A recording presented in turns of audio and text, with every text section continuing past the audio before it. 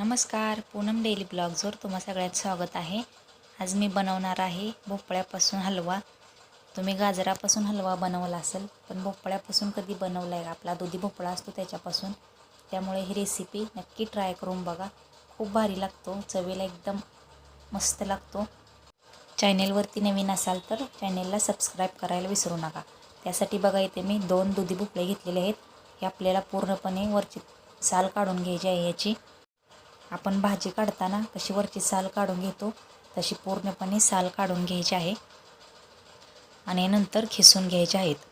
खिसणीने पूर्णपणे गाजर जसं आपण खिसून घेतो तसंच हे भोपळे पण मी खिसून घेतलेले आहेत. हे बघा, अशा प्रकारे याचा खिस झालेला आहे. आता मी एक कढई घेणार आहे. कढई गरम व्हायला ठेवलेली आहे. त्यामध्ये 2 ते 3 चमचे तूप टाकायचं आहे. तूप थोडंसं गरम होऊन द्यायचं नॉर्मलमध्ये. आणि त्याच्यात आपण जो हा भोपळ्याचा खीस केलेला आहे तो टाकायचा आहे आणि मीडियम गॅसवरती परतून घ्यायचा.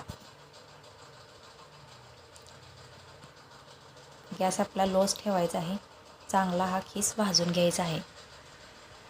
सेम आपण गाजराचा हलवा करतो तसंच हा भोपळ्याचा खीस पण एकदम मीडियम गॅसवर तुपामध्ये चांगला भाजून घ्यायचा आहे, जेणेकरून हा खीस आपल्याला असा कचकच लागू नये.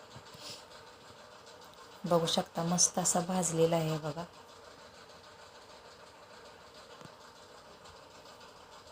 बघा, छान असा भाजलेला आहे.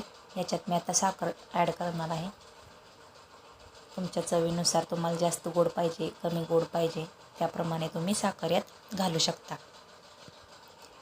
मग साखर ॲड केल्यानंतर थोडंसं पाणी सुटतं. हे बघा, असं मीडियम गॅसवरती चांगलं आपल्याला भाजून घ्यायचं. पाणी आटवून घ्यायचं आहे पूर्णपणे.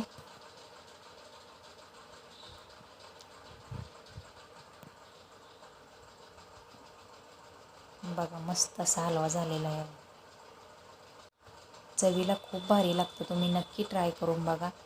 सारखा गाजराचा हलवा करण्यापेक्षा एकदा भोपळ्याचा करून बघा. लाईक करा, कमेंट करा आणि पुन्हा एकदा चॅनेलला सबस्क्राईब करा. धन्यवाद. भेटूया उद्याच्या व्हिडिओमध्ये.